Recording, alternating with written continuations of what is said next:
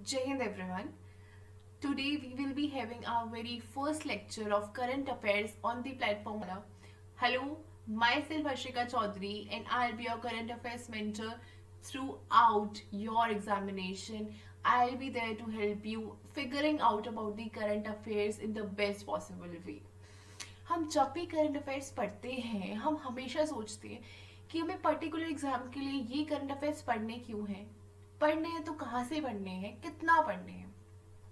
देखो, हमारी जितने भी इवेंट्स हो रहे हैं नेशनली इंटरनेशनली, उन सभी इवेंट्स को हम करंट अफेयर्स के अंदर कनेक्ट करते हैं, ठीक है। अब सारे ग्लोबल इवेंट्स हमारे लिए कितने इंपॉर्टेंट है वो डिपेंड करता है कि वो हमारी कंट्री को कितना इफेक्ट कर रहे हैं डायरेक्टली और इनडायरेक्टली। अच्छा, अगर किसी दो देशों के बीच में वॉर हो रही है, ऑफ कोर्स उनकी इकोनॉमी फ्लक्चुएट करेगी। उनकी इकोनॉमी फ्लक्चुएशन से हमारे देश पे कितना जोर पड़ रहा है, कितना असर पड़ रहा है, वो हमारे लिए बहुत इंपॉर्टेंट हो जाता है। सेकेंड, अगर किसी देश में कोई ऐसी पर्टिकुलर इंसिडेंट हो रहा है जिससे हमारे इंडिया की पॉलिटी, इकोनॉमी और डिफेंस मिलिट्री सब चीज़ों पे इफेक्ट पड़ रहा है, तो वो हमारे लिए कितना इंपॉर्टेंट है। तो बेसिकली हमें ग्लोबल इवेंट्स उतने ही पढ़ने हैं जो हमारी कंट्री को इफेक्ट कर रहे हैं डायरेक्टली इनडायरेक्टली, चाहे वो कोई इंटरनेशनल रिलेशन हो, कोई वॉर हो, कोई ट्रीटी हो, कोई pact agreement, anything. Second, what is happening inside the country, it's being an officer, it's very important to know कि वो common people, civilian को या आपको कैसे डायरेक्टली और इनडायरेक्टली इफेक्ट कर रहे हैं। अच्छा, इकोनॉमी में अगर कोई योजना आ रही है, वो योजना इम्प्लीमेंट किस पे हो रही है, कॉमन पीपल पे हो रही है। अब वो कितनी इंपॉर्टेंट है, वो उसको कैसे इफेक्ट कर रही है, उस इकोनॉमी की पॉलिसी के अंदर क्या क्या चीजें हैं। यू बीइंग एन ऑफिसर आपको सब सब नॉलेज में होनी चाहिए। अगर आप एक सिविल सर्वेंट है, क्योंकि आप ही वो होंगे जो इकोनॉमी की पॉलिसी को इम्प्लीमेंट कर रहे होंगे, तो बेसिकली आपको ये सारी चीजें एक अंडरस्टैंडिंग में होनी चाहिए।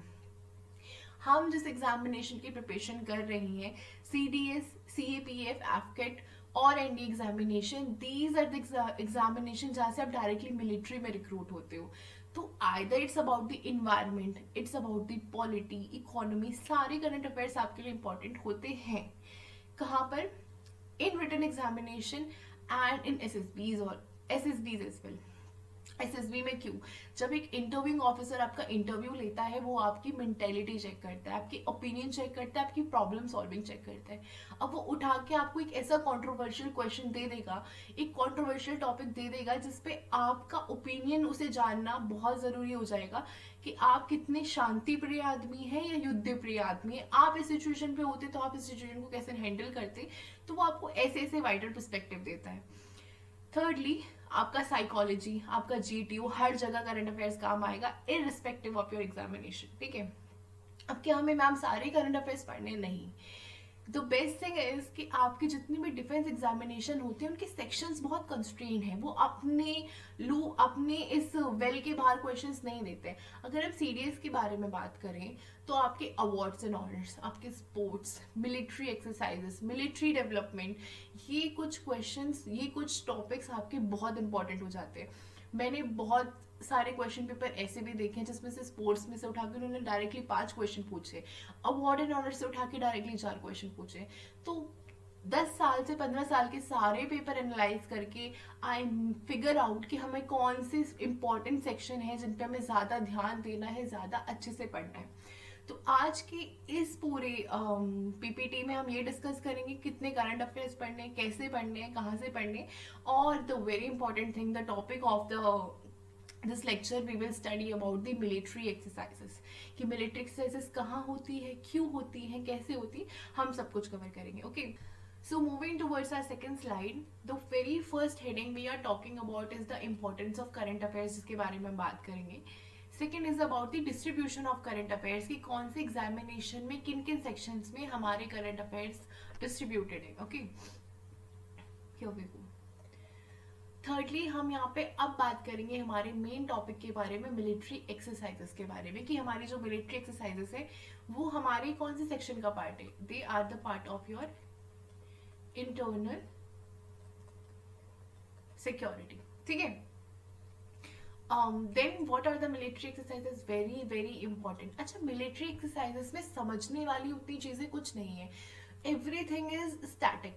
आपको मिलिट्री एक्सरसाइजेस में बहुत कम चीजें पता होनी चाहिए। सबसे पहले किस कंट्री के साथ वो एक्सरसाइज हो रही है, उसका लोकेशन क्या था, उसके एसेट्स क्या थे। एसेट्स मतलब उसके अंदर कौन कौन से वेपन्स, कौन कौन से हमारे वॉरशिप्स, फाइटर जेट्स, कितनी टेक्नोलॉजी हम लोगों ने यूज करी है, कौन सी हमारी स्पेशल फोर्सेस ने उसमें इनरोलमेंट किया है, या फिर हमारी कौन कौन सी बटालियन और यूनिट्स ने उसे परफॉर्म किया है। ठीक है, उसका एडिशन क्या है, कब वो हुई थी, उसके ऑब्जेक्टिव्स क्या है। बस इतनी चीजें आपको मिलिट्री एक्सरसाइजेस के बारे में पता होने की जरूरत है, और इससे बाहर चीजें आज तक कभी नहीं पूछी है। These are the 5 to 6 factors जिन्हें हम पढ़ रहे होंगे। उसके अलावा में कुछ एक्स्ट्रा पढ़ने की बहुत जरूरत नहीं है in terms of military exercises. Okay, तो यही वही चीज हम डिस्कस करेंगे कि why and how they are performed, who perform them, कौन परफॉर्म करता है, इंपॉर्टेंस क्या है, और किन किन कंट्रीज के साथ हम एक्सरसाइज हमारी परफॉर्म करते हैं।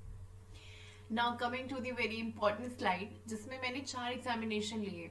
अच्छा, ऐसा नहीं है कि हमारे मिलिट्री में सिर्फ यही 4 एग्जामिनेशन कराए जाते हैं। तो और एग्जामिनेशन है जो हमारे रिक्रूटमेंट के लिए होते हैं। तो कोस्ट गार्ड का एग्जाम है, तो second exam is INET का एग्जाम है जो इंडियन नेवी कंडक्ट करती है। But among the students these more 4 exams are very popular. ठीक है, आई नेट जो मुझे स्पेसिफिकली लगा था is a level of AFCAT only. ठीक है, तो अगर हम पहले एग्जामिनेशन के बारे में बात करें, NDA examination is for like 10+2। ठीक है, तो इसमें जो हमारा जीएटी का एग्जाम होता है, जीएटी एग्जाम में 10 से 15 क्वेश्चन करंट अफेयर्स के, you can C which forms up your 60 marks, 40 to 60 marks. Second is a serious examination. इसमें भी आपके मान के चलिए 15 से 20 या 10 से 15 क्वेश्चन पूछे जाते हैं, which forms up your 16 marks. अब अच्छा, आप बोलेंगे कि मैम 15-20 क्वेश्चन या फिर 10 से 15 क्वेश्चन, लास्ट एग्जामिनेशन में तो हमने देखा था हमारे 8 से 9 ही क्वेश्चन पूछे थे। देखो, ट्रेंड हमेशा ऊपर नीचे जाएगा। सेकेंडली, करंट अफेयर्स को पेपर में डिटेक्ट करना एक अपने आप में आर्ट है। क्यों? क्योंकि वो उठा के एक रैंडम पॉलिटी का क्वेश्चन आपसे पूछ लेंगे, किसी पर्टिकुलर आर्टिकल के बारे में वो क्वेश्चन पूछ लेंगे। आपको क्या दिख रहा है कि वो एक पॉलिटी का क्वेश्चन है, वो एक बहुत ही ज्यादा स्टैटिक क्वेश्चन है। ठीक है, लेकिन हु नोज कि अभी हमारे करंट अफेयर्स में रिसेंटली वो आर्टिकल परफॉर्म हो रहा हो। ठीक है, या तो उस आर्टिकल पे कोई जजमेंट आया हो, कुछ भी हुआ हो, वो करंट अफेयर्स का ही पार्ट हुआ ना, बट उसे स्टैटिकली पूछा गया। सिमिलरली एनवायरमेंट में ऐसा कुछ हो गया, या साइंस एंड टेक में कोई इनोवेशन इन्वेंशन हो गया, उस इन्वेंशन से रिलेटेड जितनी स्टैटिक इन्फॉर्मेशन है वो पॉपअप करके आप तो यही कैलकुलेट करते रह जाओगे कि साइंस से, टेक से आया, फिजिक्स से आया, केमिस्ट्री से आया, करंट अफेयर्स से आया। ठीक है, तो इस तरीके से अगर हम एनालाइज करें तो हमारे 10 से 15 क्वेश्चन सीडीएस के अंदर भी आपके करंट अफेयर्स के बैठ जाते हैं आराम से, अगर हम क्लासीफाई करें तो।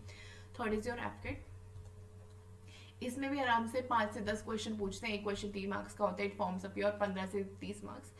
Fourth is your CAPF examination. अच्छा, इस एग्जाम में डाइवर्सिफिकेशन है कि आपका जो ये सीएपीएफ एग्जाम होता है, इसमें 2 पेपर होते हैं। एक होता है आपका पेपर 1, एक होता है आपका पेपर 2। पेपर 2 जो होता है आपका ऑफकोर्स डिस्क्रिप्टिव पेपर होता है।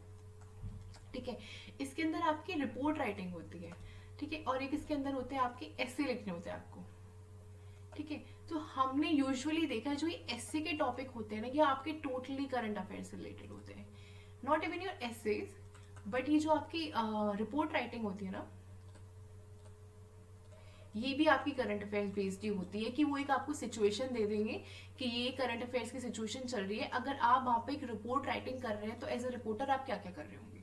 तो जिस इसका पेपर 1 है, इसका पेपर 2 है, कलेक्टिवली आपके 30 से 40 मार्क्स ये भी होल्ड करता है। ठीक है, तो ये हमारी इंपॉर्टेंस हो गई कि हमें करंट अफेयर्स पढ़ने क्यों है।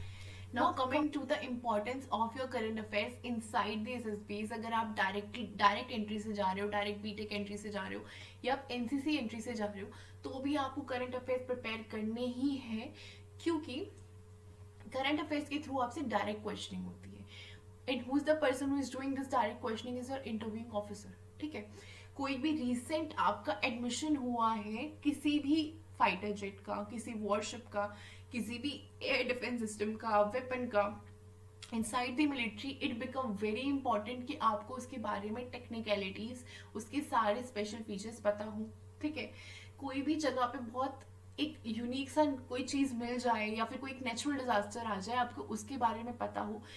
मेजरली जो एसएसबी में करंट अफेयर्स पूछने का तरीका है वो उतना फैक्चुअल नहीं है, बल्कि एक एनालिटिकल पर्सपेक्टिव से है, जहां पर वो आपके आपके ओपिनियन पूछ रहे होंगे, ठीक है।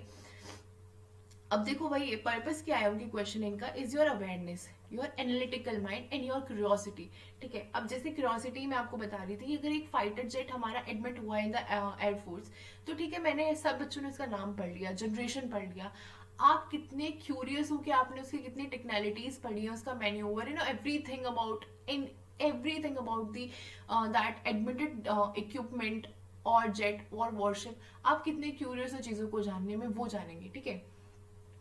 Then come to your group discussion. अच्छा, ग्रुप डिस्कशन में मैंने एक चीज नोटिस की है कि जितना बच्चे को करंट नॉलेज है, वो हमेशा एक एज लेके चलता है। आप कभी भी ग्रुप डिस्कशन में जाएंगे, जब आपके एक हेल्दी डिस्कशन हो रहे होंगे, आप 2-3 साल पुराना पॉइंट बोल के या फिर एक बहुत ही स्टैटिक पॉइंट बोल के उतना इंप्रेशन नहीं क्रिएट कर सकते जितना आप एक करंट इवेंट को एनालाइज करके बोल के कर सकते हैं। तो ग्रुप डिस्कशंस में भी आप सपोज आपको एक बहुत ही ज्यादा करंट, जैसे tariff is the very most recent topic is going on, आपके ग्रुप डिस्कशन का टॉपिक ही टेरिफ हो, अगर आपको उसके बारे में कोई नॉलेज ही नहीं है, बस इतना पता है यूएस ने इंडिया पे टेरिफ इम्पोज कर दिया है, दैट्स इट, तो आप इस पे क्या डिस्कशन कर लेंगे। कोई आपको उसके मेरिट्स बता रहे हैं, तो आप उसके डीमेरिट्स कैसे बताएंगे, क्या डिस्कशन होगा, आपका कुछ नहीं, आपको पता ही नहीं है। तो इसलिए this is the current affairs is very important your GDs as well. Then is your lecturette. Again Indo China relation दे दिया आपको, एआई दे दिया, अग्निपथ स्कीम दे दी, या कुछ भी दे दिया उन्होंने अबाउट एनीथिंग, कोई एनी रिलेशन। कोई इंडिया चाइना का जो रिलेशन है वो स्टैटिक तो है नहीं, ठीक है, इट्स अ डायनेमिक टॉपिक।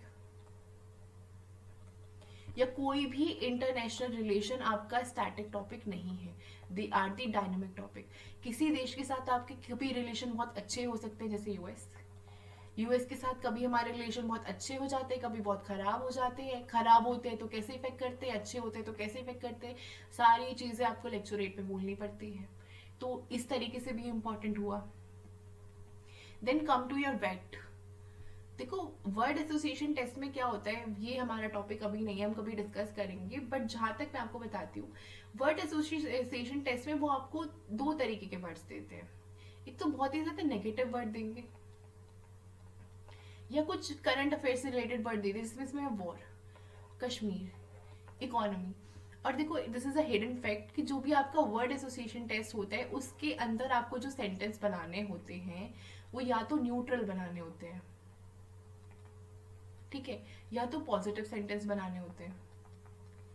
आप नेगेटिव वर्ड से नेगेटिव ही सेंटेंस नहीं बना सकते। Crime, crime is a negative word, ठीक है, क्राइम एक नेगेटिव वर्ड है। इससे पॉजिटिव सेंटेंस क्या बना लोगे कि crime cases are decreasing in India, ठीक है। अब इससे नेगेटिव सेंटेंस क्या बढ़ जाएगा, crime rates are increasing in India. अब एक बात बताओ, ये तो एक डेटा हुआ, ठीक है, डेटा तो फ्लक्चुएट करता है। अब क्राइम रेट बढ़ रहे हैं या घट रहे हैं, ये कैसे पता करोगे, जब आप न्यूज पढ़ रहे होंगे, जब आपको पता ही नहीं है बढ़ रहे हैं घट रहे हैं, तो आप क्या सेंटेंस में लिख देंगे। और अगर आपने मन से बना के कुछ भी लिख दिया कि नहीं भाई क्राइम रेट तो बहुत कम हो रहे हैं, again it's a negative for you, again it's a red flag for you, कि आप झूठ बोल रहे हैं, चीजें आपको पता नहीं है, क्लियर नहीं है। तो इस तरीके से आपकी वेट में नॉलेज चेक करते हैं। सिमिलरली विद योर टैट, ठीक है। The stories you write can be influenced by understanding the broader social issues. Social issues are again your current affairs. Social issues क्या होते हैं, हमारा वर्क फ्रॉम होम हो गया, ये एक सोशल इशू था कि हमारी फैमिली रिलेशन कैसे फ्लक्चुएट किए थे वर्क फ्रॉम होम से। सोशल इश्यूज क्या हो गया, आपके मोबाइल फोन, ठीक है। यूजेज ऑफ मोबाइल फोन कैसे हमारी सोशल लाइफ खत्म कर रहा है हमारा मोबाइल फोन। हम फ्री हैं तो हम बुक पढ़ना नहीं पसंद करेंगे, किसी से बात करना नहीं पसंद करेंगे, एक रूम में 6 लोग बैठे 6 के 6 फोन यूज कर रहे हैं। तो दिस तरीके के सोशल इशू हो गए, कुछ भी अगेन द हमारे क्राइम्स हो गए, या फिर हमारा सोशल वेलबींग हो गया, सारे social issues, national challenges, they add the depth in your perception, ठीक है। जितना आप अच्छे से सोसाइटी को जानोगे, सोशल इश्यूज पढ़ोगे, वो आपके परसेप्शन को एनहेंस करेंगे। आई एम नॉट सेइंग कि सोशल इश्यूज के क्वेश्चंस आपके रिटन में आएंगे, but they are important. Current affairs are important in growing and building your personality in SSB और in any interview.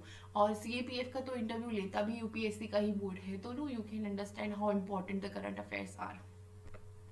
Again with the PPDT आपकी logical reasoning, यही सब चीजें दे यूज टू सी कि नेशनल इश्यूज पे आपको कितना अंडरस्टैंडिंग है, या ये सब चीजें they will ask in your PPDTs as well. Basically TAT में और पीपीडीटी में आपको पिक्चर्स देख के ही स्टोरी बनानी है। पीपीडीटी की जो आपकी पिक्चर होती है थोड़ी ब्लरी होती है, टैट की थोड़ी क्लियर होती है, दोनों में ही परसेप्शन और एक्शन देखे जाते हैं आपके। Now coming to the distribution of the current affairs, तो मैंने आपको बताया था कि जो हमारा सीडीएस एग्जामिनेशन है, एनडी एग्जामिनेशन है, एफकेट एग्जामिनेशन है, ऐसा नहीं है इनकी करंट अफेयर्स प्रेडिक्टेबल नहीं है, बहुत प्रेडिक्टेबल करंट अफेयर्स होते हैं।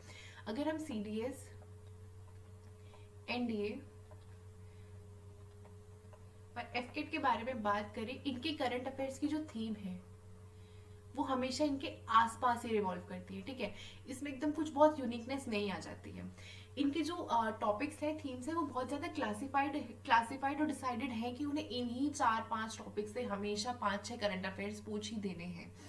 सीरीज की अगर हम बात करें तो हमारा साइंस एंड टेक, अब ध्यान से सुनना है, साइंस एंड टेक में हमारा इंपॉर्टेंट क्या है। आपके जितने भी इसरो के स्पेस मिशन होते हैं, जितने भी आपका चंद्रयान हो गया या फिर आपका गगनयान हो गया, जो हमारा अभी सूरज के लिए भी एक सोलर मिशन हुआ था, आदित्य करके हुआ था, ठीक है। जितनी भी आपकी एआई टेक्नोलॉजी, 5G ड्रोन्स होते हैं, या हेल्थ या बायोटेक की या इन्वायरमेंटल इश्यूज होते हैं, ये साइंस एंड टेक में आते हैं। अब हमने टॉपिक्स तो क्लासिफाई कर लिए कि इतने, अब तो अब आप ऑब्वियसली बोलोगे कि मैम इन्वायरमेंट में इतने सारी न्यूज होती है, हेल्थ एंड बायोटेक में इतनी सारी न्यूज होती है, इन टॉपिक्स के अंदर भी टॉपिक्स क्लासिफाइड है कि उन्हें हेल्थ से क्या ही पूछना है, उन्हें बायोटेक से क्या पूछना है, एनवायरमेंट से क्या पर्टिकुलरली चीजें पूछनी है, इसरो से या फिर आपके डीआरडीओ मिशन से क्या क्या चीजें पूछनी है, वो भी क्लासिफाइड है। Secondly we talk about the awards and honour, बहुत बहुत इंपॉर्टेंट है आपके, चाहे गैलेंट्री अवार्ड्स हो, पद्म अवार्ड्स हो, Nobel prize, Booker prize, sports award, ये इनसे आप मान के चलिए 2 से 3 क्वेश्चन आपको हर साल दिख जाएंगे सीडीएस के एग्जामिनेशन में, बहुत आराम से। Nobel prize you can see every time the questions are coming in popping up into your examination. Sports से भी, स्पोर्ट्स में भी they will ask about the awards, sports में भी अवार्ड्स पूछेंगे, बट इनके जो मेजरली टॉपिक्स होते हैं आपके Olympic games, Asian games, Commonwealth games, आपका world cups, specially in the cricket के क्वेश्चंस बहुत पूछते हैं, ग्रैंड स्लैम्स हो गए या खेलो इंडिया गेम्स हो गए, ठीक है। Next slide, international relations. International relations क्या, अच्छा मैंने एक चीज और नोटिस की है करंट अफेयर्स के पढ़ते हुए थीम्स में, जितनी भी चीजें आपकी यूनाइटेड नेशन से रिलेटेड होती है, यूएन से रिलेटेड होती है, चाहे वो उनकी थीम्स हो, इंडेक्स हो, कुछ भी यूएन अगर डिसाइड कर रहा है, यूएन के अंदर कोई चीज ऐड हुई है, सब्ट्रैक्ट हुई है, यूएन ने किसी चीज पे कोई एक्शन ले लिया है, कोई रिपोर्ट बना दी है, बहुत इंपॉर्टेंट है, 100% आएगा। तो इंटरनेशनल रिलेशन के अंदर अगर हम देखें तो understanding the India place in the world, topic क्या होती है आपके, बायलेटरल रिलेशन। बायलेटरल मतलब होता है दो, इंडिया का रिलेशन पाकिस्तान से कैसा है, चाइना से कैसा है, भूटान से कैसा है, नेपाल से कैसा है, ठीक है। हमारी समिट्स जो होती हैं, G20, SC हो गई, ब्रिक्स समिट हो गई, Indian foreign policy and major global conflicts, wars, ठीक है। चाइना पाकिस्तान के बीच में क्या चल रहा है, इसराइल यूक्रेन के बीच में क्या चल रहा है, या फिर आपका रशिया यूक्रेन के बीच में क्या चल रहा है, these are the global conflicts. अगर कुछ कहीं हो रही हैं वो आपके देश को डायरेक्टली इनडायरेक्टली बहुत इंपॉर्टेंट है, प्रेशर पड़ता है। अगर रशिया यूक्रेन की लड़ाई चल रही है, रशिया हमारा एलाई है, हमें रशिया को कब कितना सपोर्ट करना है, कैसे सपोर्ट करना है, सपोर्ट करेंगे तो क्या होगा। अच्छा हाँ, इससे मुझे एक चीज याद आई, somebody told me कि इंटरव्यूइंग ऑफिसर ने उससे एक क्वेश्चन पूछा था, ठीक है। The question is very interesting, I should ask from you as well, कि अगर जो भी हमने अभी सालों साल ये रशिया यूक्रेन की वॉर देखी है, अगर आप मुझे बताओ कमेंट करके, अगर रशिया की जगह पर अब इंडिया को रिप्लेस कर दें तो आपको क्या लगता है आज की पोजीशन में करंट पोजीशन में क्या हम यूक्रेन को पूरी तरह डिफीट कर देते हैं? जो हमारा मोटो था वॉर का, लड़ाई का हमारा, वो फुलफिल हो जाता? What do you think? You just comment me down in the section. But जो मुझे मेरा पर्सनल ओपिनियन लगता है, अगर इंडिया रशिया की जगह होता वो कभी वॉर ही नहीं करता. We know our economy, we know our arm forces, we know the importance of the war. ठीक है, हमें पता है हमें कब कहाँ कितनी कैसे वॉर डिक्लेयर करनी होती, कब का पाकिस्तान से क्या हम वॉर करके नो पूरा ही पीओके ऑक्यूपाइड करके अपनी टेरिटरी में स्टेब्लिश करके पूरा उसे कश्मीर नाम दे देते, कब की हम ये भसड़ मचा चुके होते. लेकिन we know the boundaries, we know the technicalities, हमें कैसे कैसे चीज़ों को आगे प्रोसीड करना है. तो जो मुझे लगता है अपने पर्सनल ओपिनियन से, अगर इंडिया रशिया की जगह होता तो इंडिया कभी वॉर करता ही नहीं. This is a trick question again. अब सम ऑफ यू नो ऐसे कहने लगते हाँ हम तो पहले रशिया से पहले युद्ध खत्म कर देते, या हम पीस ट्रीटी साइन कर लेते, या हम ये कर देते वो कर देते. Think.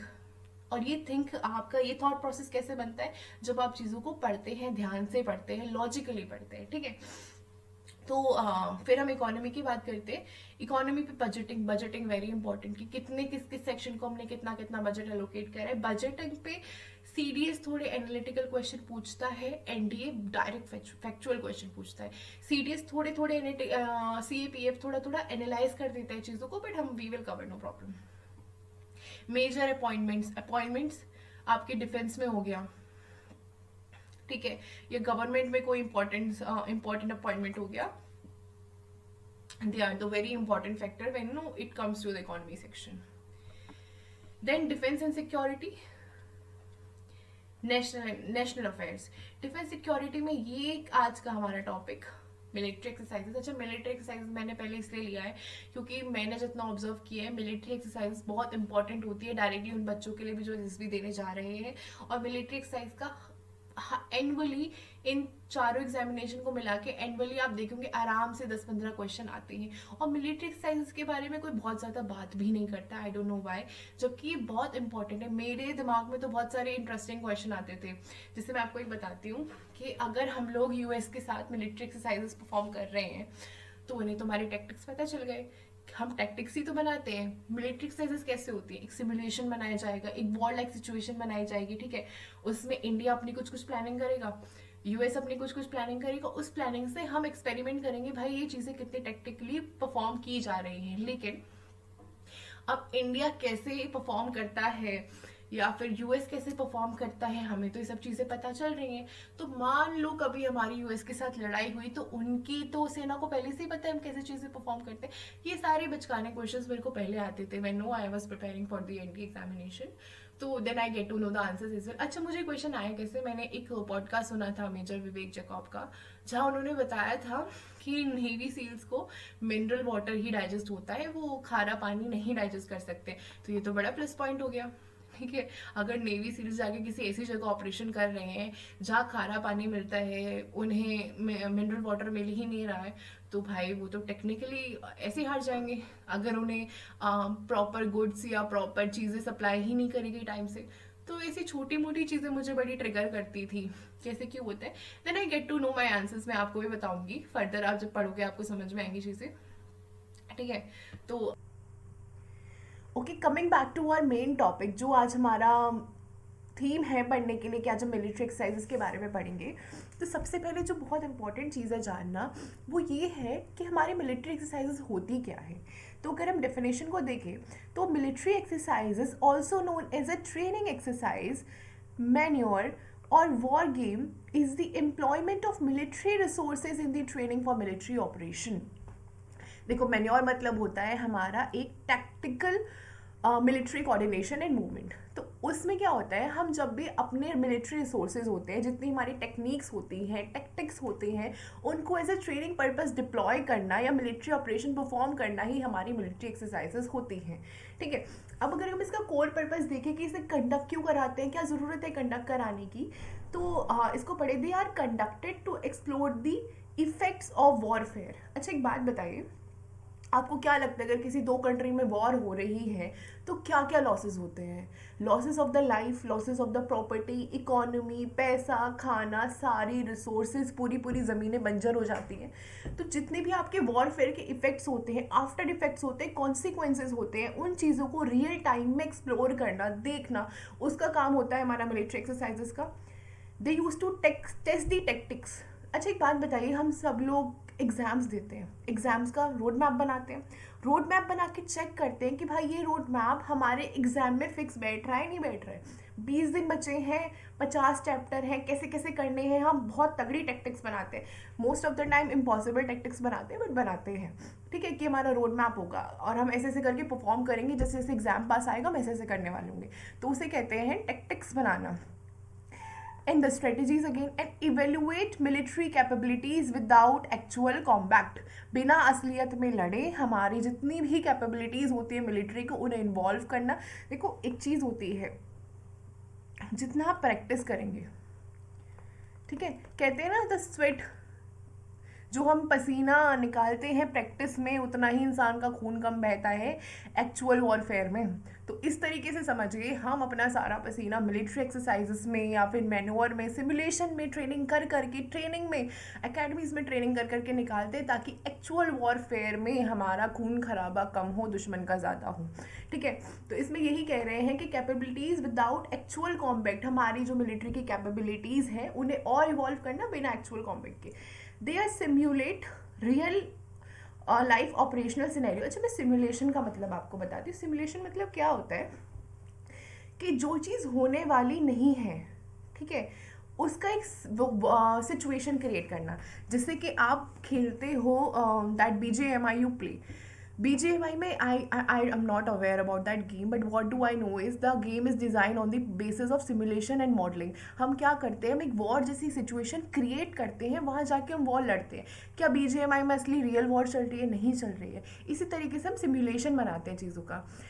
If you people have saw the simulation fighter jets, क्या होता है, पायलट को हम डायरेक्टली तो जेट्स हैंड ओवर कर नहीं देते हैं, ठीक है, there is a pattern, there is a purpose. पहले उन्हें सिमुलेशन ट्रेनिंग दी जाती है, एक फाइटर जेट में बिठाया जाता है जो एक सिमुलेटर होता है, असली फाइटर जेट नहीं होता है, बट उसके अंदर जितने भी कंपोनेंट्स होते हैं, इक्विपमेंट्स होते हैं, वो सारे के सारे बिल्कुल ऐसे दिखते हैं जैसे आपके रियल राफेल में दिख रहे होंगे या रियल मिग में दिख रहे होंगे, वो सब वैसे ही दिखते हैं, बट वो रियल फाइटर जेट नहीं होता है। उसमें क्या होता है, उसमें बिल्कुल बिल्कुल ऐसे ही सिनेरियो क्रिएट किया जाता है जैसे आपका फाइटर जेट हवा में ही उड़ रहा है। अब विंड की डायरेक्शन में क्या दिक्कतें आ रही है, बर्ड्स आ रही है तो पायलट को कैसे बचना है, कुछ लाइटनिंग हो रही है तो पायलट को कैसे बचना है, सारी चीज़ें उस सिमुलेशन में सिखाई जाती हैं। तो ये जो हमारी मिलिट्री एक्सरसाइजेस होती हैं वो भी एक तरीके का सिमुलेशन ही होते हैं, जो इसमें हम सिनेरियो में बात करते हैं कि हमारा रियल लाइफ वॉरफेयर कैसा दिखेगा, एंड देन वी प्रैक्टिस। तो अगर अब हम बात करें कि हमारी जो मिलिट्री एक्सरसाइजेस होती हैं उनके टाइप्स क्या क्या होते हैं, ठीक है, मिलिट्री एक्सरसाइजेस के टाइप्स होते हैं, क्लासिफिकेशन होते हैं, जानना बहुत ज़रूरी है, क्योंकि हमें लगता है कि मिलिट्री एक्सरसाइजेस मतलब मार धाड़ है, वॉर की प्रैक्टिस करना है। नहीं, there is 3 types of military exercises performs. The number 1 is live ex. Live ex में क्या होता है, हम रियल ट्रूप्स को इन्वॉल्व करते हैं, रियल शिप्स, प्लेन, जितने भी हमारे मिलिट्री इक्विपमेंट्स हैं, ठीक है, all military equipments which are real, या जो हमें टेस्ट करने हो, ठीक है, या तो फिर जो भी हमने कुछ नए परचेज किए हो, ठीक है, हमें जो भी चीज़ों को हमने या तो नया परचेज किया हो, हमें टेस्ट करना हो, जिसके साथ भी हमें मिलिट्री एक्सरसाइज परफॉर्म करनी हो, हमें लगता हो कि आगे चल के हमें युद्ध में काम आ सकता है, करना हो, हम उन सबको इन्वॉल्व करते हैं, एक वॉर लाइक सिमुलेशन एनवायरनमेंट बनाते हैं और वहाँ पे जाके वो एक्सरसाइज परफॉर्म करते हैं। ये होती है हमारी कौन सी टाइप की, लाइव एक्स एक्सरसाइज होती है। The second one is CPX, command post exercise. इसमें क्या होता है, आपके जितने भी कमांडर होते हैं, ठीक है, जितने भी CEOs होते हैं, कमांडिंग ऑपरेटर ऑफिसर्स होते हैं, वो क्या करते हैं, वो एक मैप लेते हैं, उस जगह का मैप लेते हैं जहां आप वॉरफेयर या फिर अपना सिमुलेशन बनाने वाले हो, उस मैप पे बैठ के प्लानिंग करते हैं कि एक्चुअल वॉरफेयर में अगर हमें प्लानिंग प्लॉटिंग करनी पड़ी तो हम कैसे करेंगे, ठीक है। कमांड पोस्ट, जैसे एक बात बताओ, सपोज हम लोग चाय बनाने वाले हैं, ठीक है, अब मुझे चाय बनानी नहीं आती है तो मम्मी क्या करेंगी, मम्मी मुझे चीज़ें बताएंगी कि हर्षिका पहले आप पानी डालोगे, पत्ती डालोगे, चीनी डालोगे, दूध डालोगे, उबाल दोगे। तो मैंने उस चीज़ को समझा, मम्मी ने मुझे एक ब्लूप्रिंट बना के दिया। वो ब्लूप्रिंट बनाने का जो पर्पस होता है वो हमारे कौन करते हैं, कमांडर्स करते हैं। तो इस टाइप की exercises which involves the commander and their staff using maps और computer simulation to plan and execute operation, often focusing on the communication and logistic. Very important. देखो कोई भी वॉरफेयर हो कि कुछ भी चीज़ें हो, उसमें कम्युनिकेशन बहुत इंपॉर्टेंट होती है, आपका कोऑर्डिनेशन बहुत इंपॉर्टेंट होता है। तो इसी कम्युनिकेशन को और हमारे जितने भी लॉजिस्टिक होते हैं, सपोर्ट होते हैं, टाइम पे खाना पहुंच रहा है नहीं पहुंच रहा है, टाइम पे हमारा क्या इक्विपमेंट्स पहुंच रहे हैं नहीं पहुंच रहे, गुड सर्विसेज, सारी लॉजिस्टिक एडमिनिस्ट्रेशन और इस तरीके की कम्युनिकेशन चेक करने के लिए हम एक्सरसाइज परफॉर्म करते हैं, जिन्हें हम बोलते हैं कमांड पोस्ट एक्सरसाइजेस। ठीक है।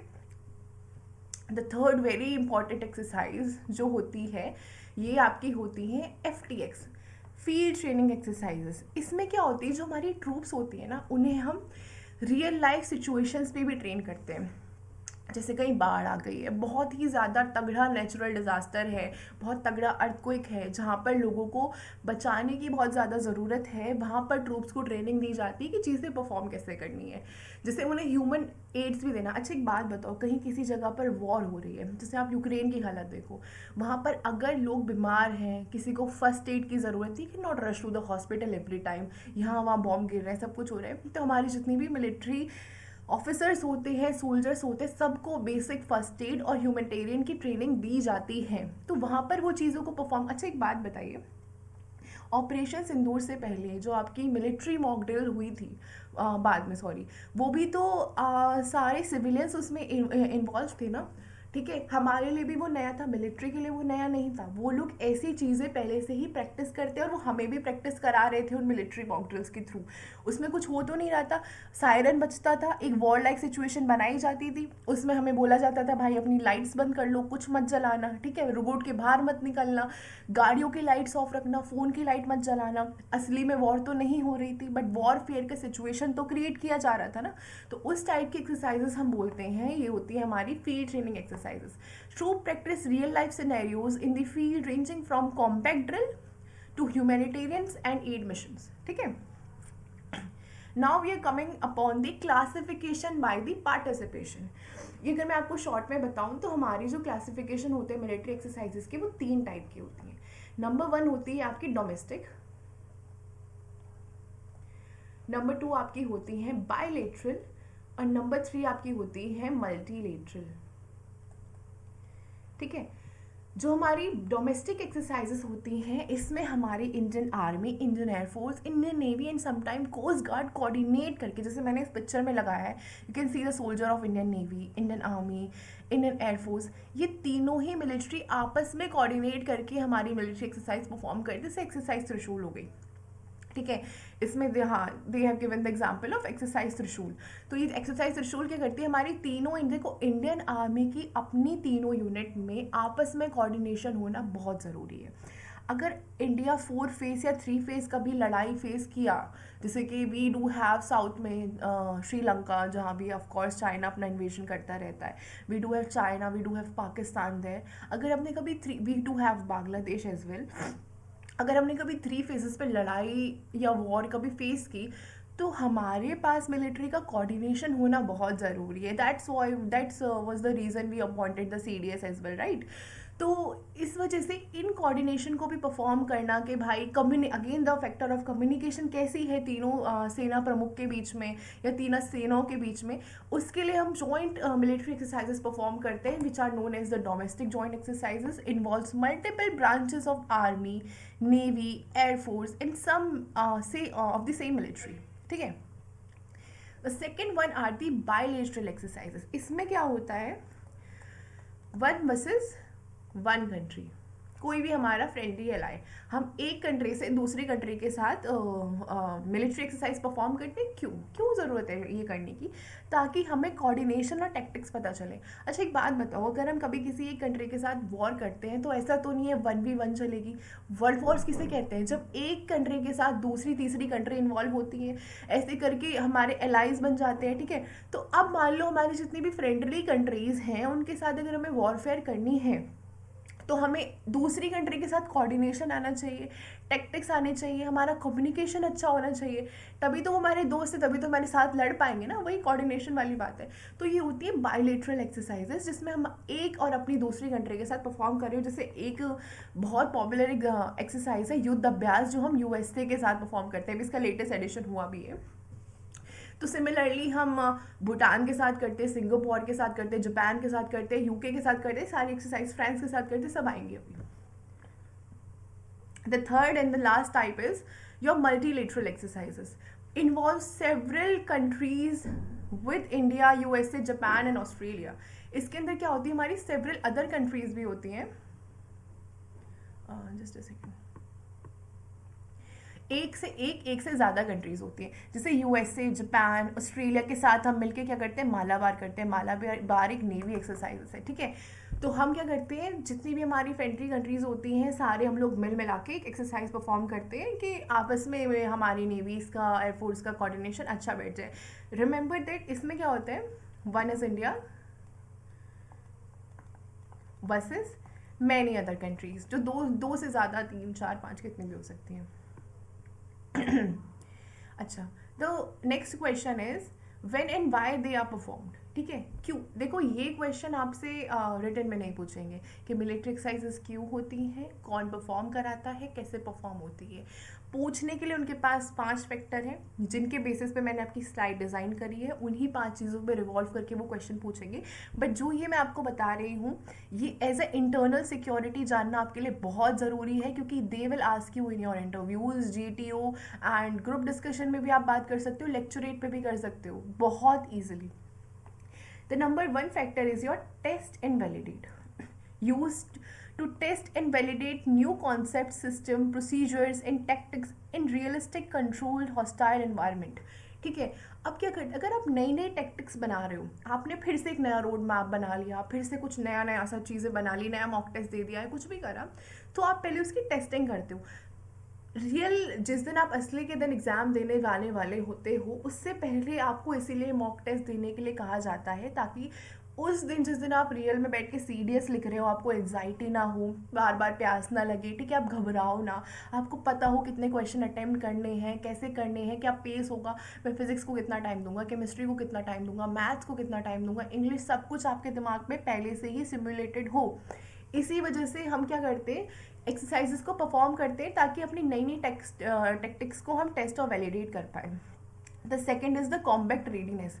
इसका मतलब ये होता है, जो हमारे जितने भी मिलिट्री इक्विपमेंट्स होते हैं, वो डिप्लॉयमेंट के लिए कितने रेडी हैं, और एक बार उन्हें यूज़ तो करके देख लो। जैसे आप एग्ज़ाम के दिन जो पेन लेके जाते हो, उसको घर में बैठ के चला के तो देखते हो ना, अच्छे से पहले यूज़ करके देख लो कि वहाँ जाके असली एग्ज़ाम वाले दिन बंद तो नहीं हो जाएगा, या इसकी इंक वैसे अच्छी काम करेगी नहीं करेगी। Essential to reading this, essential for maintaining a high state combat readiness for personnel and equipment, ensuring that they are prepared for the deployment. तो क्या वो एक पेन आपकी किट में आने के लिए रेडी है, बढ़िया चल रहा है, नहीं चल रहा है, कभी वहाँ जाके रुक जाए, फिर गड़बड़ हो जाए, पेन ही मांगते फिरो। The third one is evaluate capabilities. Allow the military to assess its own strength and weakness. Very important. क्यों मॉक देने के लिए कहते हैं आपको, कि अपनी ही स्ट्रेंथ और वीकनेस आपको पता चल जाए कि भाई मेरी बायोलॉजी अच्छी नहीं है, लेकिन मैथ्स में 4 दूंगा, ठीक है। दिस इज अ थिंग जो हम मिलिट्री एक्सरसाइज में परफॉर्म करते हैं, कि हमें अपने ही सोल्जर्स की स्ट्रेंथ समझ में आए, अपने सोल्जर्स की वीकनेस समझ में आए, सामने वाले की स्ट्रेंथ और वीकनेस हमें समझ में आए, इसीलिए तो परफॉर्म करते हैं। तो evaluate the capabilities, allow the military to assess their strength and weakness, specifically focusing on inter-service collaboration. एक नेवी में शायद एयरफोर्स के साथ कोऑर्डिनेशन करने में क्या क्या दिक्कतें सामने आ रही हैं, क्यों कॉम्बैक्ट हमारी डी से परफॉर्म नहीं हो पा रही है, वो सारी चीज़ें हमें पता करने के लिए मिलिट्री एक्सरसाइजेज बहुत इंपॉर्टेंट है। इसमें देखो लिखा भी है, inter service collaboration among Indian air force, navy, coast guard, army, ठीक है। The fourth one is the disaster relief training. Include training for non-warfare scenario. हमेशा ही आर्मी का काम लड़ना नहीं होता है। देखो वो चीज़ अलग है कि हमारी मिलिट्री और पैरामिलिट्री 2 फोर्सेस होती है। पैरामिलिट्री फोर्स जो हमारी डिप्लॉय होती है वो इनसाइड द कंट्री होती है, except for BSF. Rather than बाकी सारी हमारी जो मिलिट्री होती है वो सारी बॉर्डर्स पे डिप्लॉय होती है। तो क्या सिर्फ सेना का यही काम है कि वो वॉरफेयर ही करेंगे? नहीं। अगर वॉरफेयर का ही काम होता आर्मी में तो फिर तो अशोक चक्र का कोई सेंस ही नहीं बन रहा है। अशोक चक्र किस लिए दिया जाता है? To the officer who maintain the peace. ठीक है, कोई भी देश हमेशा वॉर नहीं करना चाहता, कितना भी एग्रेसिव ऑफिसर हो, कितना भी ब्रिलियंट इंटेलिजेंट ऑफिसर हो, हर कोई ये चाहता है शांति से लड़ाई की सुलवाई हो जाए। Not every one is interested in the Wars. तो क्या होता है कि हमारी जो आर्मी होती है वो एक्सेप्ट फॉर द वॉरफेयर कुछ और भी चीज़ें परफॉर्म करती हैं, जैसे disaster relief, include the training for the non-warfare scenarios such as natural disasters response, humanitarian aid requiring unique skills and coordination। ठीक है, कई बाढ़ आ गई है, अर्थक्वेक आ गया है, मलबा ही मलबा है, केदारनाथ में जो सिचुएशन हुई थी या फिर जो भुज में और कच्छ में जो सिचुएशंस हुई थी, ऐसे खतरनाक न्यूमरस नेचुरल डिजास्टर से कैसे हमें डील करना है, कैसे हमें ट्रेनिंग करनी है, कोऑर्डिनेशन करना है, उसके लिए भी ट्रेनिंग मिलिट्री एक्सरसाइजेस परफॉर्म की जाती है। बट ये इंटर सर्विस होती हैं। ठीक है, हमारी आर्मी, एयरफोर्स और नेवी ही अंदर परफॉर्म करती है। How they are perform?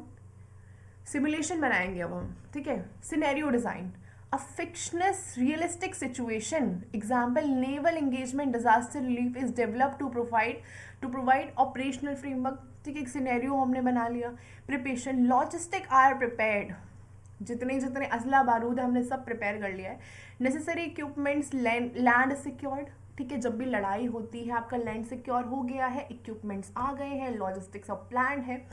Basic drills are practice through the dry firing training, execution, integration and collision. ठीक है, फोर्स डिप्लॉय एसेट्स। एसेट्स क्या? एसेट्स मैंने बताया था आपको, एसेट्स क्या होते हैं? हमारे वेपन्स। ठीक है, जितने भी हमारे इक्विपमेंट्स ज़रूरी हैं वो सारे हमारे मिलिट्री एसेट्स होते हैं, जैसे हमारे फाइटर जेट्स हो गए, शिप्स हो गई, ठीक है, गन्स हो गए। In implementing Texas for the following SOPs, integration of the modern technology is common, drones, cyber, electronic warfare very important. आपको पता है हमारे मिलिट्री वॉरफेयर से ज़्यादा दो वॉरफेयर जो अभी रिसेंट में चल रहे हैं, ट्रेंडिंग में चल रहे हैं, जैसे साइबर वॉरफेयर ना बायोलॉजिकल वॉरफेयर। बायोलॉजिकल वॉरफेयर हम सब ने 2020 में फेस किया, साइबर वॉरफेयर हम अब तक फेस कर रहे हैं। जो भी आपके साथ ये साइबर क्राइम्स होते हैं ना, वो इंडिया से ज़रूरी नहीं वो सारे रूटेड इंडिया से होते हैं, नहीं। You can no see the person who scam you sitting in the Thailand, sitting in the China and scamming you. ठीक है, और ऐसा नहीं होता है कि उनकी खुद की कंट्रीज को चीज़ें पता नहीं होती हैं। हनी ट्रैप हो गया जो मिलिट्री में बहुत कॉमन होता है। इस तरीके के जो साइबर वॉरफेयर होते हैं उनसे लड़ने के लिए, अच्छा एक बात बताइए क्यों होते हैं ये कि एक वॉर, जैसे एक वॉर लाइक सिचुएशन, एक सोल्जर है, मैं अभी मान लो मैं जाके किसी यूनिट में डिप्लॉय हुई हूँ, सडनली वहाँ वॉर जैसी सिचुएशन क्रिएटेड है। ठीक है, अब मैंने क्या है, मेरा फेसबुक इंस्टाग्राम पे अकाउंट है जहाँ मैं एक लड़के से बात करती हूँ, या चलो मैं एक मेल हूँ, मैं एक लड़की से बात करती थी। अब मैं तो क्योंकि we are in a love, I am sharing everything with her और हिम, तो मैंने उन्हें बताया यार कि मैं चाह रही हूँ अभी मेरे पास 15-20 दिन फ़ोन नहीं होगा, क्योंकि मेरा फ़ोन मेरे कमांडिंग ऑफिसर्स ले लेंगे। मुझे नहीं पता वहाँ एग्जैक्टली क्या होने वाला है, बट मैं उसको इतनी इंस्ट्रक्शन दे दूंगा, भाई 20 दिन मेरे पास फ़ोन नहीं है, मेरे कमांडिंग ऑफिसर मेरा फ़ोन ले लेंगे, तो हमारी बात नहीं हो पाएगी। Very sad. तो अब ये चीज़ तो भाई बहुत बड़ा इंटेल है, वो जाके अपनी कंट्री को देगा एंड वहाँ से उन्हें आइडिया लग जाएगा something is fishy and something is cooking. तो इस तरीके की जितनी भी हमारी साइबर वॉरफेयर है, अपने सोल्जर्स को ट्रेनिंग देना कि भाई क्या हनी ट्रैप होता है, क्या रियल है, क्या फेक है, इसलिए सोल्जर्स के इंस्टाग्राम और फेसबुक अकाउंट्स नहीं होते हैं। तो इस तरीके की बायोलॉजिकल वॉरफेयर अगेन हम सब लोग इसमें टैक्टिक्स प्रिपेयर करते हैं। The third one is the collision exercises requiring integrating diverse equipments and procedural standard. देखो जितने भी हमारे मिलिट्री इक्विपमेंट्स होते हैं they are very difficult to operate. बहुत आसान नहीं होता है गाइडेड मिसाइल सिस्टम को लाके ग्राउंड पे डिप्लॉय कर देना, उसे ट्रेनिंग देना कि भाई ये वाला फाइटर जेट हमारा फ्रेंड है, इसके अलावा इस एरिया में कोई फाइटर जेट दिखा वो हमारा एनिमी है। ठीक है, इस तरीके की ट्रेनिंग देना, इस तरीके की डिप्लॉयमेंट्स कराना बहुत आसान नहीं होता है, बहुत मेहनत लगती है। उन सारी चीज़ों को परफॉर्म करने के लिए मिलिट्री एक्सरसाइजेस परफॉर्म होती है। अच्छा, हम क्या सोचते हैं कि भाई अगर वॉर नहीं हो रही है तो आर्मी का काम क्या है, आर्मी बॉर्डर्स पे डिप्लॉय होकर कर क्या रही है। ठीक है, इतने सारे सोल्जर्स, इतने सारे ऑफिसर रिक्रूट करते हैं हम हर साल। इतने सारे नहीं, कम है, बहुत सारे, आई गेस IM में OTM में वैकेंसी कम रह जाती हैं। Officers do we need more, but जगह नहीं है शायद ट्रेन करने के लिए, अगेन सैड पॉइंट। बट उनका काम क्या है, वो कर क्या रहे होते हैं, इतनी सारी मिलिट्री यूनिट्स हैं हमारी, इतने सारे कंटोनमेंट्स है, क्या करते हैं वो, एक्चुअली प्रिपरेशन कर रहे हैं उस चीज़ की जो शायद कभी फ्यूचर में हो जाए। ठीक है, तो उस तरीके के हमारे जितने भी डाइवर्स इक्विपमेंट्स हैं उनको कोलैबोरेट करके आपस में कोऑर्डिनेशन कराना, team work, again this is the हमारा simulation. Assessments and feedback. Empires observer monitor to the exercise followed by the detailed analysis of the document, lessons learned and best practices. Very important चीज़ होती है, feedback बहुत important होता है। जैसे मैं भी आपसे एक्सपेक्ट कर रही हूँ कि आप कमेंट्स में मुझे फीडबैक देंगे। ठीक है, नेगेटिव पॉजिटिव कैसे भी फीडबैक देंगे तो उससे मुझे आइडिया लगेगा कि मुझे कैसे मैं आपको चीज़ें बेटर समझा सकती हूँ, कैसे मैं समझा नहीं पा रही हूँ, क्या मैं चीज़ें और इंकलकेट करूँगी ताकि आपको चीज़ें बेटर समझ में आए। अब मिलिट्री पर्सपेक्टिव में फीडबैक लेना तो बहुत इंपॉर्टेंट है। कुछ चीज़ गलत हो रही है, आपकी इतनी सी एक गलत मूवमेंट कहीं आगे जाके आपके पूरी पलटन, पूरी यूनिट को कितना खतरा पहुंचा सकती है, यू हैव नो आइडिया। तो उस तरीके की फीडबैक्स लेना, लेसन सीखना, again very important stuff. Who perform them, जिसके बारे में हम इतनी देर से बात कर रहे हैं, बहुत सारी अलग कंट्रीज होती हैं, हमारे इंडिया की ट्राई सर्विसेज होती हैं, army, Indian navy, air force, paramilitary forces, हमारी NDRF होती है, बहुत सारी हमारी मिलिट्री पैरामिलिट्री परफॉर्म करती है मिलिट्री एक्सरसाइजेस। और अगेन हमारी the friendly countries allies we do perform the military exercises with. Now importance क्या है, counter terrorism, I saw the very second point, counter terrorism ये भी होता है, काउंटर टेररिज्म ऑपरेशंस भी होते हैं। जैसे मैं बताती हूँ आपको, जो ऑपरेशन सिंदूर के दौरान हमने चलाए थे कश्मीर में, वो काउंटर टेररिज्म ऑपरेशन थे, जहाँ जाके घरों में जा जाके आतंकवादियों को ढूंढ के मारना। कितनी मूवीज़ में हमने देखा है कि कितने सारे सोल्जर्स के वो होते हैं, सोर्सेज होते हैं। ठीक है, क्या कहते हो ना, हाँ, I am not very clear about the word, do comment and tell me, कि सोर्स होता है उनका जिनके नाम वो अगेन पब्लिक नहीं करते हैं even to their commanding officers. तो इस तरीके के काउंटर टेररिज्म ऑपरेशंस जो मिलिट्री परफॉर्म करती है, उसके लिए भी हमारी इंपॉर्टेंस है कि मिलिट्री एक्सरसाइजेस हमें करनी आनी चाहिए। ऐसा ही नहीं है, देखो हमारी कंट्री दो तरीके की एलिमेंट से डील करता है, एक तो होता है नक्सलिज्म, ठीक है, और एक होता है टेररिज्म। दोनों में ज़मीन आसमान का फ़र्क है। नक्सलवादी जो होते हैं उनका कभी भी मकसद नहीं होता है कि वो अपने ही देश के लोगों को घुस घुस के हार्म करें। ठीक है, जो टेररिज्म होते हैं वो ब्रेन वॉश पर्सन होते हैं, जिनका बिल्कुल ये मानना होता है कि do and die is because कि जो चीज़ें करते हैं करके मरते हैं बेवकूफ़।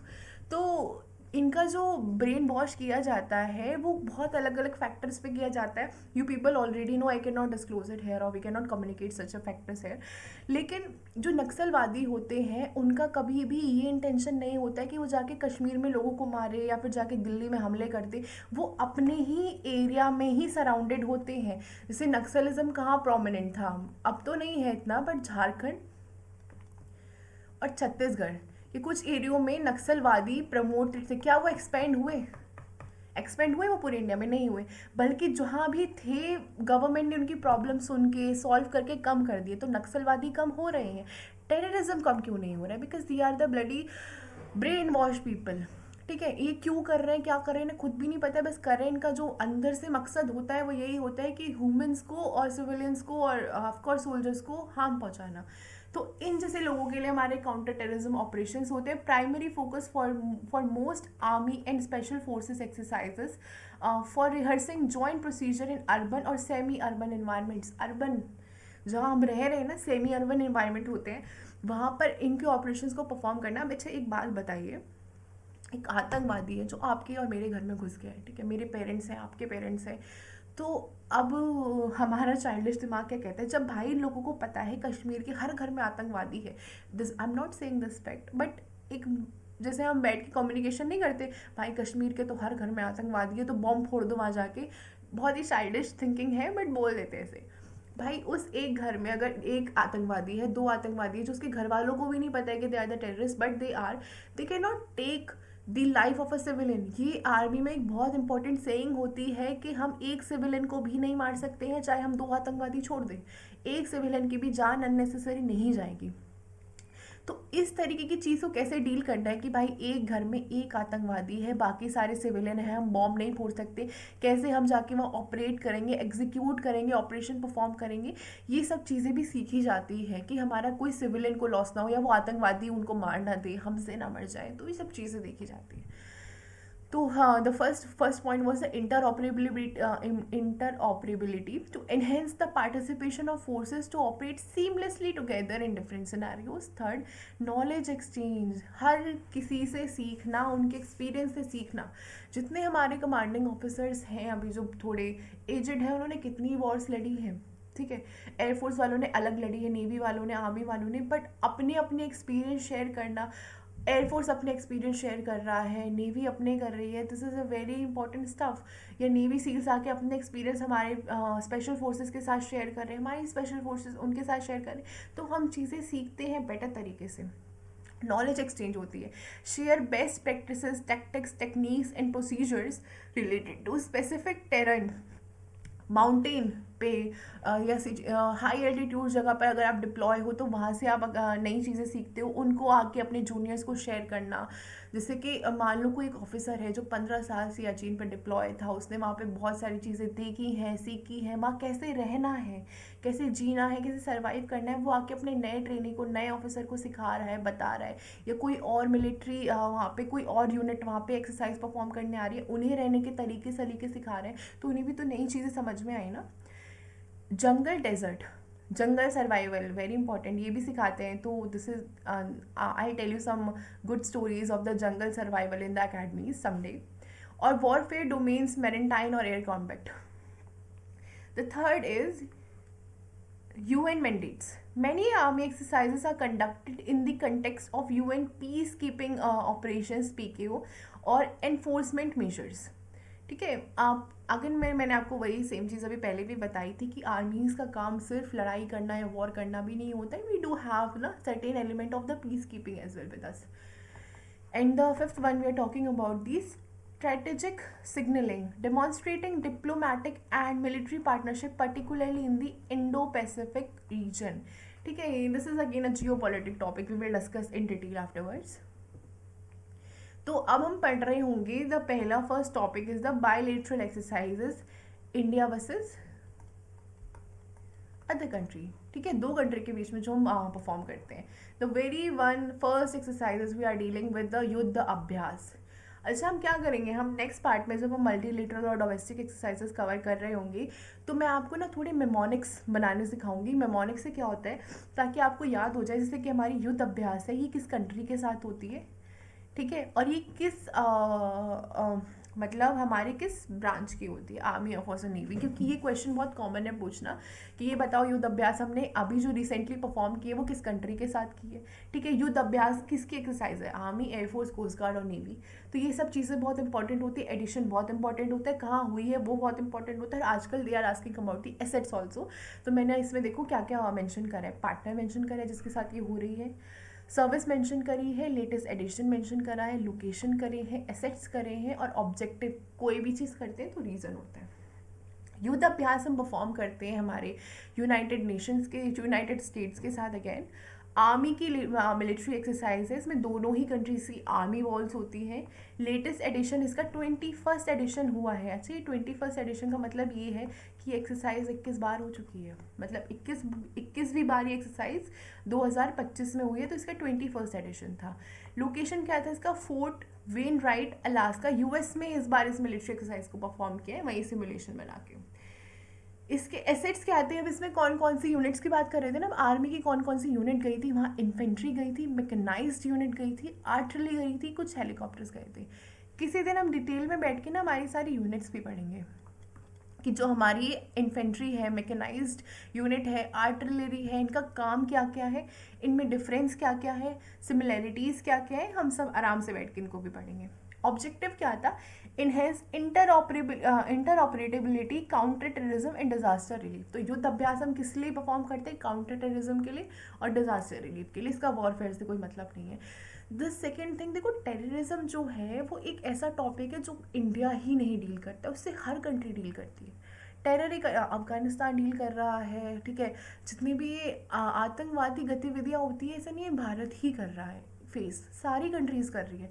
तो हर कंट्रीज़ को अपनी इस प्रॉब्लम को सॉल्व करने के लिए काउंटर टेररिज्म ऑपरेशंस चलाने पड़ते हैं। तो याद रखना, युद्ध अभ्यास हम अगेन रिवाइज करते हैं, युद्ध अभ्यास हम यूएस के साथ करते हैं, ठीक है, आर्मी के साथ करते हैं, एसेट्स इन्फेंट्री, मैकेनाइज्ड आर्टिलरी और कुछ हेलीकॉप्टर्स भी वेंट देयर। कहाँ पे हुई थी? Alaska USA.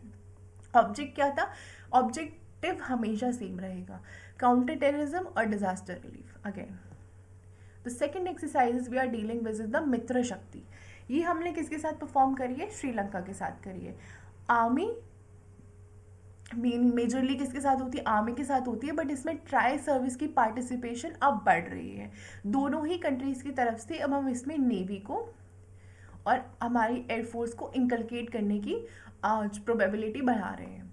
लेटेस्ट एडिशन कब हुआ इसका? 11th एडिशन, यानी कि 11वीं बार ये एक्सरसाइज परफॉर्म की गई है। लोकेशन क्या थी इसकी? बेलागावी, कर्नाटका, इंडिया में ही ये परफॉर्म हुई है। एसेट्स क्या थे इसमें? हमारी इन्फेंट्री रेजिमेंट गई थी, हमारे ड्रोन्स गए थे, CSUS, हेलीकॉप्टर्स गए थे, ठीक है। अगर मतलब बहुत स्पेसिफिकली आपको डिटेल में चाहिए हो तो हम हेलीकॉप्टर्स के नाम भी डिस्कस कर सकते हैं, ठीक है। ऑब्जेक्टिव क्या था इसका? रिहर्स सब conventional operation under UN mandate, ठीक है। Again this is a peace keeping exercise we have been done with the Sri Lanka, जिसमें अभी हमारी सिर्फ आर्मी इन्वॉल्व थी, बट हम ट्राई सर्विस पार्टिसिपेशन इंक्रीज कर रहे हैं। ये हमारे इसके कुछ एसेट्स थे जो इसके साथ गए थे। तो दिस इज अ मित्र शक्ति। मित्र शक्ति किसके साथ परफॉर्म करते हैं? श्रीलंका। श्रीलंका हमारा फ्रेंडली नेशन है, ठीक है। युद्ध अभ्यास किसके साथ था? US, Mitra Shakti, Sri Lanka. Done. Third is Shakti. There is a difference between Mitra Shakti and शक्ति। थर्ड एक्सरसाइज हमारी शक्ति जो हम परफॉर्म करते हैं फ्रांस के साथ, ठीक है। ये भी किसकी एक्सरसाइज है? हमारी आर्मी की एक्सरसाइज है। इसका 8th एडिशन हुआ है अभी 2025 में। लोकेशन क्या थी? ऑल्टरनेटिंग थी। ये भी चीज़ें होती हैं कि कभी फ्रांस वाले आके इंडिया में परफॉर्म कर रहे हैं, इंडिया वाले जाके फ्रांस में परफॉर्म कर रहे हैं, तो ये लोकेशन चेंज होती रहती है। जैसे नेवी में भी एक्सरसाइजेस होती हैं जो फ्लक्चुएट करती हैं। कभी वो हार्बर फेज में होती है अपने, कभी सी फेज में होती है, कभी हार्बर पे परफॉर्म करते हैं, सी पे करते हैं, पोर्ट पे करते हैं, तो लोकेशन चेंज होती रहती है।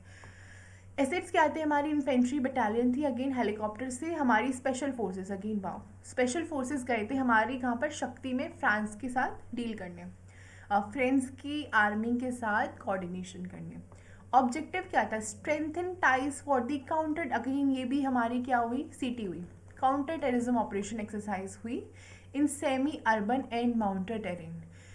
क्योंकि माउंटेन, देखो माउंटेन हो गए, डेजर्ट हो गए, फॉरेस्ट हो गए, ये जो या फिर स्नो वाला एरिया हो गया, जैसे हमारे सियाचिन के पहाड़ हो गए, हाई एल्टीट्यूड हो गया, हर जगह वॉरफेयर करने का तरीका, हर जगह लड़ाई करने का टैक्टिक्स बनाने के तरीके बहुत अलग अलग होते हैं। तो आप मतलब कहीं भी देखो, हम नहीं एक्सपेक्ट करें कि कहीं हमारी जाके किसी डेजर्ट में वॉरफेयर शुरू हो जाए या माउंटेन में ही जाके हो जाए, जंगल में हो जाए, बट अगर हो गई तो ऐसा तो नहीं हो ना कि पहले दिन बैठ के हम वहाँ पे जैसे होता है हमारा, कुछ कुछ लोग होते हैं ऐसे शैतानी तत्व होते हैं जिनका पहला मॉक उनका रियल एग्ज़ाम ही होता है।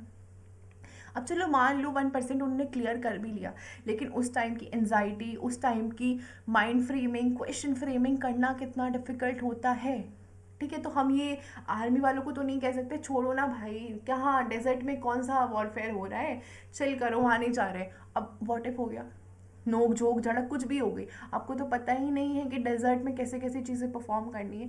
तो इस तरीके से जो हमारे अर्बन टेरेन होते हैं और माउंटेन टेरेन होते हैं, दोनों में ही चीज़ें परफॉर्म करने के तरीके सलीके सब अलग अलग होते हैं।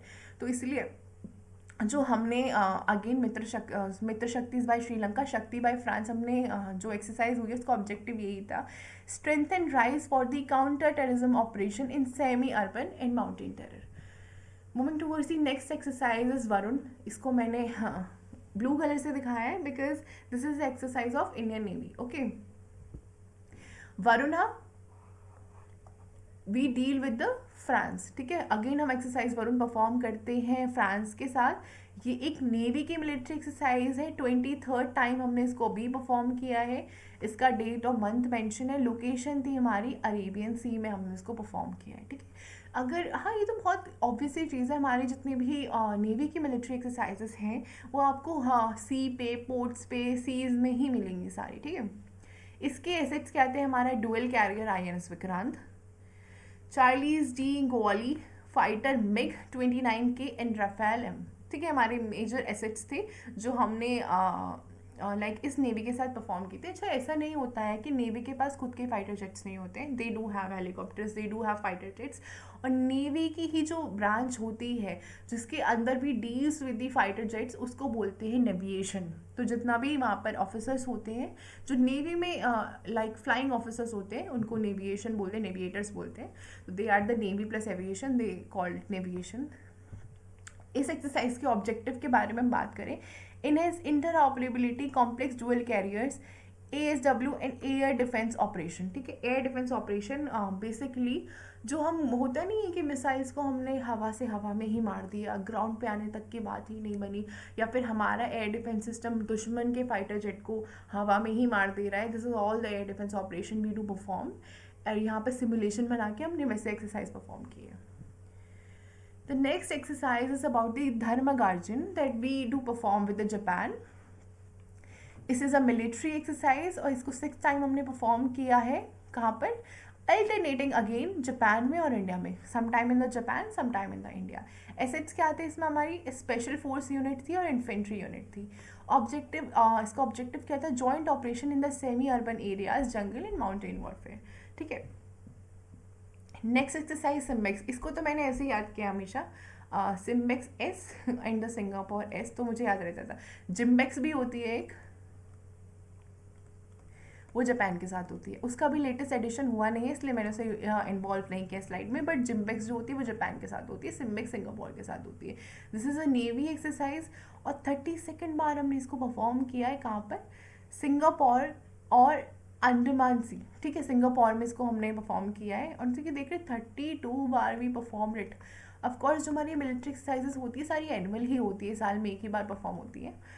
इसमें एसेट्स क्या आते हैं? हमारे वॉरशिप्स थी, सबमरीन्स थी, maritime petrol aircraft. Maritime petrol aircraft बताती हूँ आपको क्या होता है। पेट्रोलिंग का काम होता है इनका। जैसे मान लो हमारी रात में हमारी सड़कों पे जो पुलिस होती है वो पेट्रोलिंग करती है कि नहीं कुछ चीज़ गड़बड़ तो नहीं है, कुछ फिशी तो नहीं है, या किसी को हमारी ज़रूरत तो नहीं है जो मैं कॉल नहीं कर पा रहा हूँ। तो हमारे जो ये एयरक्राफ्ट पेट्रोलिंग व्हीकल्स होते हैं ना, इनका यही काम होता है, सीज में जाके मॉनिटर करके आना कि सब चीज़ बढ़िया चल रही है, किसी को कुछ ज़रूरत तो नहीं है, कुछ फिशी तो नहीं हो रहा है। तो इस तरीके से पेट्रोलिंग करते हैं। ऑब्जेक्टिव क्या था? Boost bilateral navy ties and interoperability in the maritime operations. तो सिम्बेक्स इसके साथ करते हैं, सिंगापुर के साथ करते हैं। Surya Kiran, Surya Kiran is one of our trainee aircraft of the Indian air force. इसकी हमने एक्सरसाइज परफॉर्म की है जापान के साथ, नेपाल के साथ। इसमें हमारी कौन सी सर्विस इंक्लूडेड थी? Indian army. इसका 18th एडिशन 24-25 के बीच में हुआ है। अल्टरनेटिंग करा है हमने, कभी इंडिया कभी नेपाल। एसेट्स क्या आते हैं हमारी? अच्छा, इन्फेंट्री तो हर जगह है, infantry battalion, engineering and medical teams. अगर मेडिकल टीम इसमें इन्वॉल्व है, यानी कि हमारे मिलिट्री डॉक्टर्स इसमें इन्वॉल्व है, तो कोई ह्यूमैनिटेरियन एड्स और हमारी मेडिकल इमरजेंसी की ट्रेनिंग के लिए कराई गई है नेपाल के साथ। ऑब्जेक्टिव क्या है इसका? Mountain warfare. Nepal is all about counter insurgency and HARD, ठीक है। ये वही है, humanitarian add and disaster relief. This dust tilk is very important. I saw this exercise has been asked in the different exam 3 times. तो ये again very important exercise है। सीधा इसका कंट्री ही पूछा था कि डस्ट तिल्क हम करते किसके साथ है, तो we do perform it this with the Uzbekistan sorry. This is the service Indian army again, the of course Uzbekistan army also. इसका 6th एडिशन हमने परफॉर्म किया है पुणे इंडिया में। एसेट्स क्या थे हमारे? Infantry mountain warfare troops. Objective क्या था? Share best practices in the counter insurgency of terrorism in the mountain terrain. Next is the nomadic elephant. ये हम परफॉर्म करते हैं मंगोलिया के साथ। ये भी रिपीटेड क्वेश्चन है। अभी तक मैंने आपको जितने भी मिलिट्री एक्सरसाइजेस अभी बताई है ना, पढ़ाई है, ये सारी वही हैं जो आपके एग्जाम्स में पूछी जा चुकी हैं। और देखो कुछ मिलिट्री एक्सरसाइजेस ऐसी भी हैं जिनका अभी एडिशन या तो 2019 में आखिरी बार हुआ था, 18 में हुआ था, 20 में हुआ था, उसके बाद हमने नहीं करी है। तो मेरे हिसाब से अगर वो लेटेस्ट नहीं है तो वो इम्पॉर्टेंट नहीं है। जो आपके लेटेस्ट एडिशन होते हैं वो एक्सरसाइज इंपॉर्टेंट होती है, और उनमें हमें सिर्फ यही 6 फैक्टर्स परफॉर्म करने होते हैं। तो नोमैडिक एलिफेंट में हमारा मंगोलिया पार्टनर था, आर्मी एक्सरसाइजेस थी। 17th एडिशन इसका 2025 में हुआ था। ठीक है, ये इसकी लोकेशन है। एसेट्स क्या थी? इन्फेंट्री बटालियंस थी। ऑब्जेक्टिव क्या थी? Inter operability in the counter terrorism operation in the mountain terror. ठीक है, सब में ऑब्जेक्टिव घुमा फिरा के सेम ही है। माउंटर टेररिज्म, माउंटेन के जो हमारे टेराइन एरिया है उन पर ऑपरेटिबिलिटी कैसे परफॉर्म करनी है। The next exercise is exercise Konkan. इसको हम परफॉर्म करते हैं हमारे यूनाइटेड किंगडम के साथ। This is a naval exercise, तो मतलब कहीं तो ये वहीं पे हो रही होगी, ओशन में या सी में। एनुअल एक्सरसाइज है, मतलब हर साल होती है। 2025 में हमने इसे अभी लेटेस्टली परफॉर्म किया है। लोकेशन क्या थी इसकी? Western Indian ocean. ठीक है, जो हमारा इंडियन ओशन है उसके वेस्ट साइड में हमने इसको परफॉर्म किया है। इसके एसेट्स क्या आते हैं हमारे? Frigates, destroyers, maritime patrol aircraft. Again patrolling के लिए डिस्ट्रॉयर्स हमारे, we will discuss about all this stuff ना इन अ सेपरेट वीडियो, कि जो हमारे डिस्ट्रॉयर्स होते हैं ये क्या होता है, फ्रिगेट्स क्या होते हैं, मैरिटाइम पेट्रोल एयरक्राफ्ट क्या होते हैं, सारे इनके एसेट्स के बारे में हम एक डिटेल वीडियो में कवर करेंगे, जहाँ इनके हम टेक्निकलिटीज़ और कुछ इंपॉर्टेंट इंटरेस्टिंग फैक्ट्स पढ़ रहे होंगे।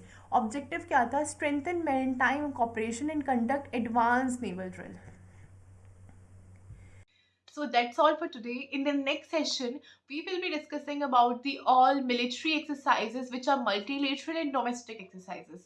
तो आज के लिए हमने जितनी bilateral exercises पढ़ी है, they are very important for our upcoming CDS, NDA, REPCAT and CAPF examination in the 2026.